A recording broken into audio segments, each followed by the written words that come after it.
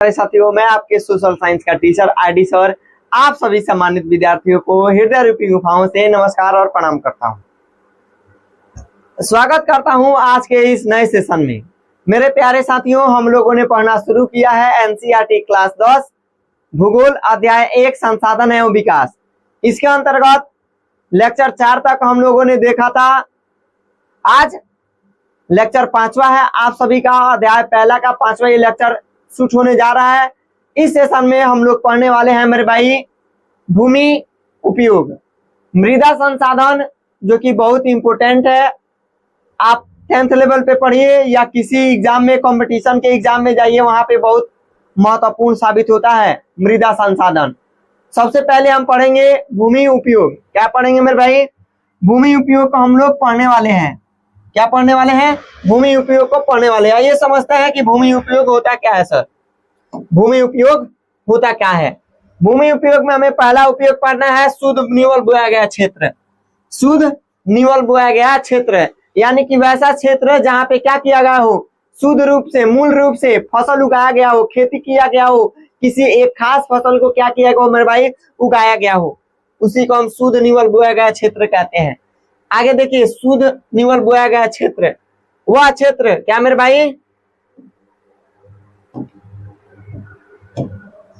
वह क्षेत्र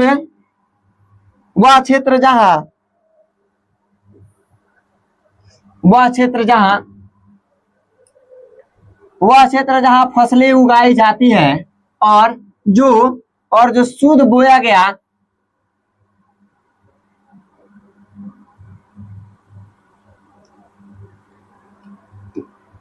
देखिए शुद्ध बोया गया क्षेत्र क्या होता है? वह भूमि, यानी कि वह भूमि जहां पे क्या किया गया हमारे भाई, फसलें उगाई जाती हैं और काटी जाती हैं। क्या कहती है? फसलें उगाई जाती हैं और फसलें उगाई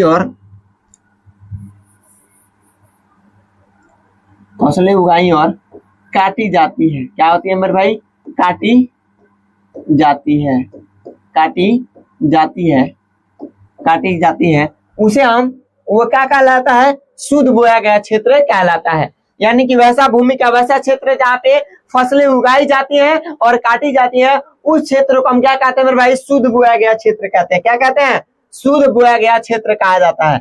अगला हमारा टॉपिक है सकल बोया गया क्षेत्र। क्या है मेरे भाई टॉपिक? सकल बोया गया क्षेत्र। देखिए, सकल बोया गया क्षेत्र, इसमें एक बार से अधिक बोया गया क्षेत्र शामिल होता है। यानी कि वैसा क्षेत्र जिसमें एक बार से अधिक क्या किया गया हो, फसलें बोई जाती है, इसे हम शुद्ध बोया गया क्षेत्र के साथ जोड़कर सफल कृषक क्षेत्र कहा जाता है। टॉपिक फिर से समझिएगा, टॉपिक थोड़ा उठपटांग है, एनसीईआरटी का है। तो देखिए कह रहा है, देखिए सकल बोया गया क्षेत्र क्या होता है? इसमें एक बार से अधिक बोया गया क्षेत्र शामिल होता है। यानी कि भूमि का वैसा क्षेत्र जो जहां पे एक बार से अधिक क्या किया गया हो, फसल बोया गया हो और काटा गया हो। एक साल के अंदर क्या किया गया? एक बार से अधिक बार फसलें बोई गई हो और काटी गई हो, उसको हम क्या कहेंगे मेरे भाई? क्या कहेंगे? सकल बोया गया क्षेत्र कहेंगे। क्या कहेंगे? सकल बोया गया क्षेत्र कहेंगे। अगर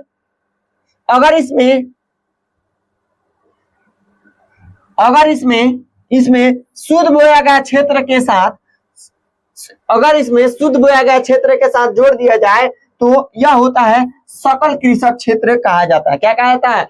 सकल कृषक क्षेत्र कहलाता है। अगर इसे शुद्ध बोया गया क्षेत्र और क्या सकल बोया गया क्षेत्रों को जोड़ दिया जाए तो ये क्या कहलाता है? सफल कृषक क्षेत्र कहा जाता है। क्या कहलाता है? सफल कृषक क्षेत्र कहलाता है। आगे हमारा है भूमि उपयोग के प्रकार। क्या है मेरे भाई? भूमि उपयोग के प्रकार। क्या है मेरे भाई? भूमि उपयोग के प्रकार। तो भूमि उपयोग के प्रकार में हमें पढ़ना है पर्वत, पठार और मैदान। क्या पढ़ना है मेरे भाई? पर्वत, पठार और मैदान। आइए, भूमि उपयोग में मेरे भाई, भूमि का उपयोग स्थलाकृति के आधार पे, स्थलाकृति के आधार पे, आधार पर भूमि के प्रकार, क्या मेरे भाई, भूमि। स्थलाकृति के आधार पे भूमि 3 प्रकार की होती है। क्या प्रकार की होती है मेरे भाई, भूमि के 3 प्रकार होते हैं। क्या होता है, स्थलाकृति के आधार पे भूमि 3 प्रकार के होते हैं। पहला है आपका पर्वत, क्या है, पर्वत। दूसरा है आपका पठार, दूसरा क्या है मेरे भाई, पठार, दूसरा क्या है, पठार है। और तीसरा है मेरे भाई समतल मैदान, क्या है मेरे भाई, समतल मैदान, समतल मैदान है। दूसरा क्या है, समतल मैदान है। अगर वही पर्वत का विस्तार देख लिया जाए भारत में, तो भारत में पर्वत का विस्तार है 33% पे। कितना पे, 33% पे। बाकी पठार आपका 27% पे। कितना, 27% पे क्या है, पठार है।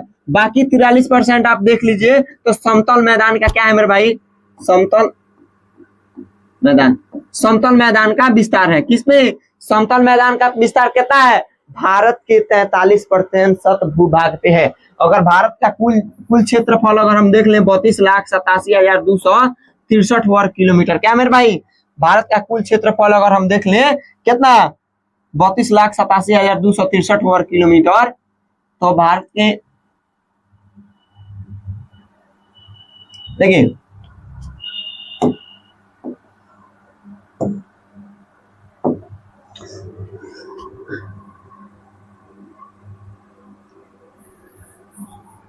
मैं आपका बता रहा हूं, ये अपना भारत का मैं मैप बना रहा हूं। क्या कर रहा हूं, ये अपने मैं भारत का क्या कर रहा हूं मेरे भाई, मैप बना रहा हूं। इस मैप में आप देखेंगे कि हमारे भारत का जो कुल क्षेत्रफल है मेरे भाई, वो कितना प्रतिशत है। भारत का कुल जो क्षेत्रफल है मेरे भाई,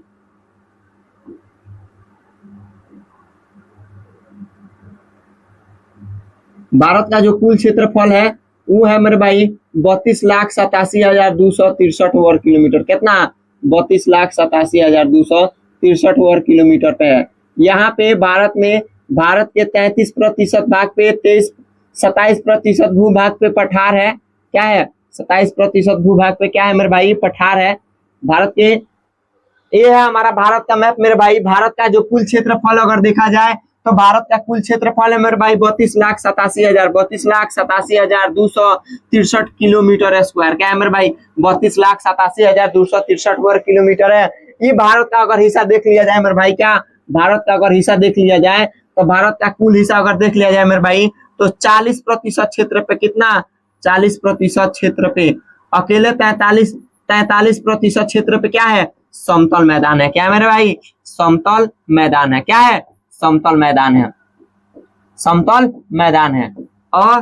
और बाकी के ये जो 27% आप देख रहे हैं, कितना, 27%, 27% पे क्या है भाई, 27% पे पठार है। क्या है, पठार है। बाकी का जो आप देख रहे हैं कितना, 30%। क्या मेरे भाई, 30%, 30% पे पर्वत पे क्या है, पर्वत का विस्तार है। क्या है मेरे भाई, 30% पे पर्वत का विस्तार है। क्या है, 30% पे पर्वत का विस्तार है। 30% पे क्या है, पर्वत का मेरे भाई विस्तार है। 30% पे पर्वत का विस्तार है। क्या है, 30% पे पर्वत का विस्तार है मेरे भाई। तो देखिए हम क्या पढ़ रहे थे, भूमि उपयोग। क्या पढ़ रहे थे मेरे भाई, भूमि उपयोग। देखिए क्या रहा है, भूमि उपयोग के प्रकार। क्या पढ़ने मेरे भाई, भूमि उपयोग के प्रकार। तो हमारे देश में पर्वत का जो विस्तार है मेरे भाई 30% है। कितना है, 30%। जैसे कि आप यहाँ पे देख सकते हैं, क्या कर सकते हैं, यहाँ पे देख सकते हैं। देखिए ये हमारा देश है भारत। अपना भारत का कुल क्षेत्रफल 32,87,263 वर्ग किलोमीटर है मेरे भाई। और इसमें भारत का जो कुल पर्वत वाला जो हिस्सा है मेरे भाई कितना है, 30% है। पठार वाला हिस्सा कितना है, 27% है। समतल मैदान का कितना है, समतल मैदान कुल है 43%। तीनों को जोड़ दिया जाए तो ये हो जाएगा कितना, 100%। क्या हो जाएगा मेरे भाई, 100%। यानी कि 32,87,263 वर्ग किलोमीटर में अगर है तो इसका 27% जो क्षेत्रफल है मेरे भाई वो है, 27% क्षेत्र पे पठार है, 30% क्षेत्रफल पे क्या है, पर्वत है। और बाकी का जो 43% क्षेत्र है वो क्या है, समतल मैदान है। क्या मेरे भाई, समतल मैदान। यहाँ से आप ले लीजिए उत्तर भारत का विशाल मैदान। उत्तर भारत का विशाल मैदान तो यही अपना क्या है, उत्तर भारत का विशाल मैदान का विस्तार है। आगे ये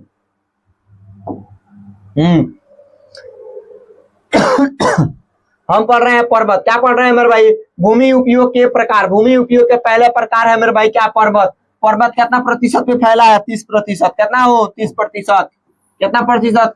30%। क्वेश्चन पूछ देता है 10th क्लास में कि भारत में कितना प्रतिशत भूभाग पे पर्वत का विस्तार है? कितना प्रतिशत भूभाग पे पर्वत का विस्तार है? तो क्या बताइएगा? 30%। क्या बताइएगा मेरे भाई? 30% बताइएगा। आइए, पर्वत क्या होती है? देखिए, ऊंचे और खड़े ढलान वाले क्षेत्र जिनमें खेती करना मुश्किल होता है, यानी कि वैसा क्षेत्र जो क्या होता है, वो वैसा क्षेत्र क्या होता है, ऊंचा होता है और खड़ा होता है, जिसमें ढलान होता है। क्या होता है मेरे भाई? जिसमें क्या होता हो? ढलान होता हो। और उस क्षेत्र में खेती करना क्या है मेरे भाई? आसान नहीं है। उसे क्या क्या कहते हैं हम? पर्वत कहते हैं। क्या कहते हैं? पर्वत कहते हैं। क्या कहते हैं मेरे भाई? पर्वत कहते हैं। जैसे एग्जाम्पल के तौर पे अगर आप देखिएगा, एग्जाम्पल के तौर पे अगर देखिएगा मेरे भाई, तो ये क्या है?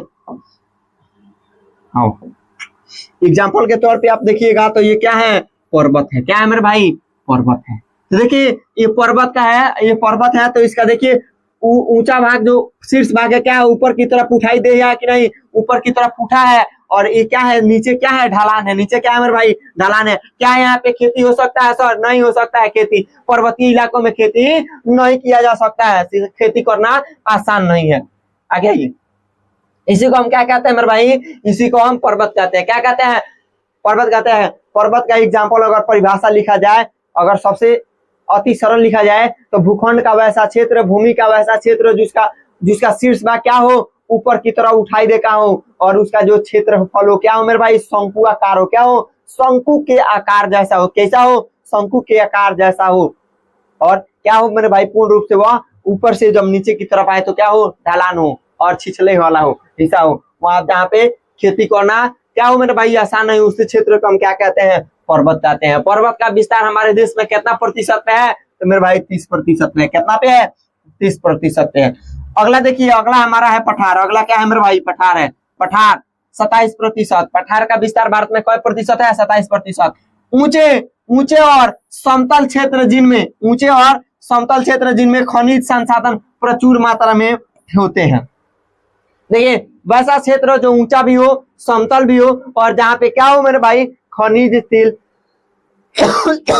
जहाँ पे खनिज संसाधन प्रचुर मात्रा में पाए जाते हैं, उसी को हम क्या कहते हैं? पठार कहते हैं। क्या कहते हैं मेरे भाई?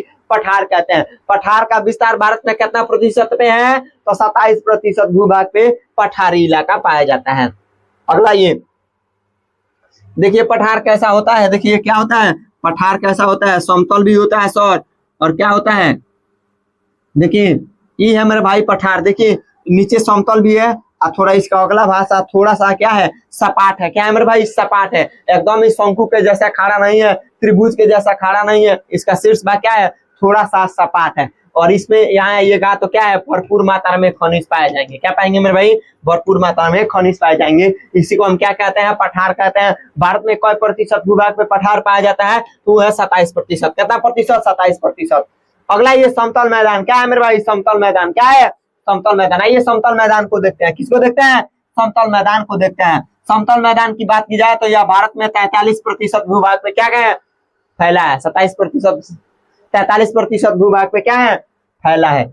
आइए, नदियों द्वारा निर्मित उपजाऊ क्षेत्र जिनमें खेती करना आसान होता है। क्या करना है? जिनमें खेती करना आसान होता है, यानी कि वैसा क्षेत्र जो नदियों के द्वारा क्या करके बहा करके लाया गया हो, और उस मिट्टी से उस समतल मैदान का क्या किया गया है मेरे भाई? निर्माण किया गया हो, जिसमें क्या करना? खेती करना अत्यंत आसान होता है। खेती करना क्या होता है? अत्यंत आसान होता है, और फसलों का उत्पादन प्रचुर मात्रा में, भरपूर मात्रा में होता है मेरे भाई। वैसे क्षेत्र को क्या कहते हैं? हम समतल मैदान कहते हैं। क्या कहते हैं? समतल मैदान कहते हैं। समतल मैदान का भारत में विस्तार कई प्रतिशत भूमि पे है? 43%। कई प्रतिशत भूमि पे है? तो 43% भूमि पे। कई प्रतिशत? 43% भूमि पे।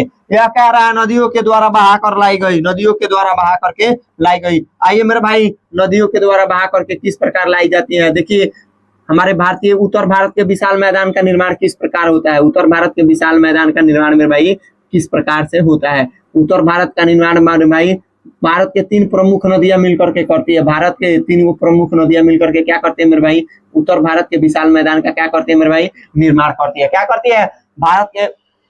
भारत के उत्तर विशाल मैदान के क्या करती है? निर्माण करती है। यहाँ से निकलती है मेरे भाई ब्रह्मपुत्र नदी। क्या करती है? ब्रह्मपुत्र नदी। यह ब्रह्मपुत्र नदी अरुणाचल प्रदेश से होते हुए असम में मेघालय से आकर के कहाँ आती है? बंगाल की खाड़ी में आकर बह जाती है। यहाँ से निकलते हैं मेरे भाई गंगा। क्या निकलती है? गंगा। कौन नदी निकलती है भाई? यहाँ से निकलती है गंगा नदी। उत्तराखंड के गंगोत्री हिमानी से क्या निकलती है? गंगा नदी। गंगा नदी उत्तराखंड से होते हुए उत्तर प्रदेश से होते हुए बिहार आती है। कहाँ आती है? बिहार आती है। बिहार से होते हुए कहाँ चली जाती है मेरे भाई?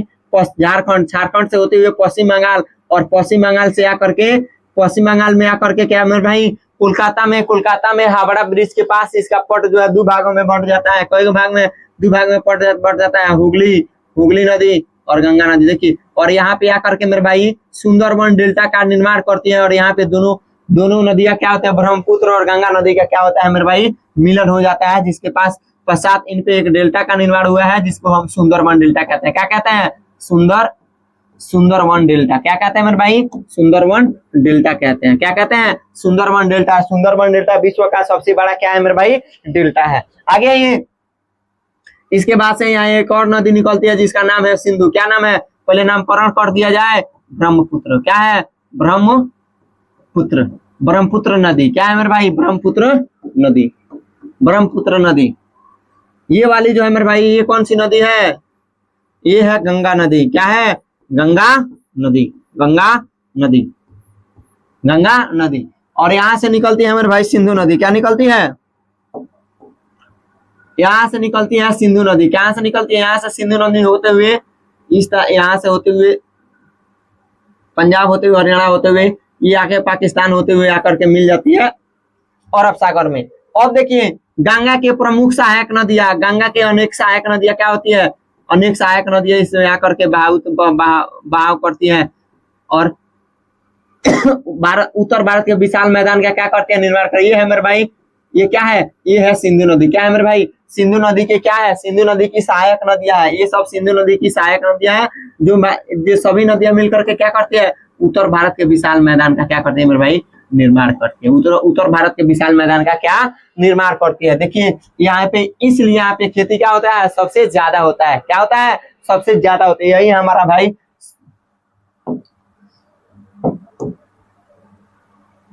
ये अपना शुरू यही वाला इलाका जो है मेरे भाई उत्तर भारत का विशाल मैदान है। क्या है? उत्तर भारत का विशाल मैदान जो खेती के लिए सबसे उपजाऊ मानी जाती है। आगे आइए।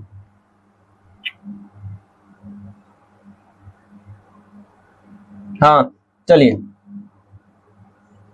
अब हमको पढ़ना है मेरे भाई भूमि का उपयोग। तो आप लोग देख लिए भूमि का उपयोग क्या करती है मेरे भाई, देख लिए। अब हमको पढ़ना है मेरे भाई वन संरक्षण के लिए पहल। क्या पढ़ना है? वन संरक्षण के लिए पहल मेरे भाई पढ़ना है। किसके लिए? वन संरक्षण के लिए पढ़े। तो देखिए, 1952 का क्या होता है मेरे भाई? समय होता है 1952 में तत्कालीन प्रधानमंत्री, यानी कि 1952 देश आजाद के गणतंत्र के 2 साल ही बाद क्या हुआ मेरे भाई? तत्कालीन जो प्रधानमंत्री होते हैं पंडित जवाहरलाल नेहरू जो होते हैं, पंडित जवाहरलाल नेहरू के द्वारा राष्ट्रीय वन नीति लागू की गई। कब? 1952 में तत्कालीन प्रधानमंत्री जो होते हैं पंडित जवाहरलाल नेहरू क्या करते हैं? 1952 में राष्ट्रीय वन नीति को लागू करते हैं। क्या करते हैं? राष्ट्रीय वन नीति को लागू करते हैं, जिसमें यह लक्ष्य रखा जाता है कि देश के कुल क्षेत्रफल के 33% में वन विकसित करना। क्या है मेरे भाई? देश के कुल क्षेत्रफल में कितना? 33% भूभाग पे क्या करना मेरे भाई? जंगलों को विकास करना। क्या करना? जंगलों का विकास करना। अब हमको पढ़ना है वनों का वितरण। क्या पढ़ना है मेरे भाई? वनों का वितरण। अधिक वन मध्य प्रदेश। क्या पढ़ना है मेरे भाई? सबसे अधिक वन कहाँ पाए जाते हैं? मध्य प्रदेश में पाए जाते हैं। क्या पाया जाता है? मध्य प्रदेश में पाया जाता है। और सबसे कम पंजाब हरियाणा में पाया जाता है। क्या पाया जाता है? सबसे कम पंजाब हरियाणा में पाया जाता है। किताब के आपके हाईलाइट करके दिया हुआ है, क्या आप जानते हैं? वही अपना ही क्या था टॉपिक था, वो तो पढ़ते मेरे भाई भूमि उपयोग के प्रकार हम पढ़े थे। अब हमको पढ़ना है भूमि। क्या पढ़ना है मेरे भाई? भूमि। शुद्ध भूगोल का क्षेत्र पढ़ लिए थे। अब पढ़ना है बंजर भूमि। क्या पढ़ना है मेरे भाई? बंजर भूमि। क्या पढ़ना है? बंजर भूमि। देखिए, बंजर भूमि किसे कहते हैं? बंजर भूमि किसे कहते हैं? बंजर भूमि किसे कहते हैं? देखिए, वेस्टलैंड। बंजर भूमि किसे कहते हैं? वह भूमि जिस पर कृषि नहीं की जाती हो। क्या करती हो? वैसे भूमि का वैसा क्षेत्र जहाँ पे क्या करता है मेरे भाई, कृषि कार्य नहीं किए जाते हैं, उसे हम क्या कहते हैं? बंजर भूमि कहते हैं। क्या कहते हैं मेरे भाई? बंजर भूमि कहते हैं। भूमि का वैसा क्षेत्र जहाँ पे कृषि कार्य नहीं किया जाता है अथवा न के बराबर किया जाता है, उसे हम क्या कहते हैं मेरे भाई? बंजर भूमि कहते हैं। क्या कहते हैं? बंजर भूमि कहते हैं। उदाहरण के तौर पे पर्वत, पठार, मरुस्थल। क्या मेरे भाई? पर्वत, पठार और मरुस्थल क्या है? बंजर भूमि का एक क्षेत्र है। क्या है मेरे भाई? बंजर भूमि क्षेत्र है। तीसरा नंबर हमारा पॉइंट कर रहा है भूमि निम्नीकरण। क्या कह रहा है? भूमि निम्नीकरण। भूमि निम्नीकरण, आइए देखिए भूमि निम्नीकरण क्या होता है। भूमि निम्नीकरण क्या होता है? भूमि निम्नीकरण के बाबू मेरे हम लोग कल के क्लास में देखेंगे। क्या करेंगे? भूमि निम्नीकरण कल के क्लास में देखा जाएगा। आज का यह वीडियो कैसा लगा? वीडियो अच्छा लगा तो वीडियो को लाइक कीजिएगा, चैनल पर नए हैं तो प्लीज चैनल को सब्सक्राइब कीजिएगा। अगर हमारे फेसबुक पे देख रहे हैं तो हमारे फेसबुक पे क्या कीजिएगा मेरे भाई? फॉलो कीजिएगा। मिलेंगे अगले वीडियो में, तब तक के लिए आप सभी को जय हिंद।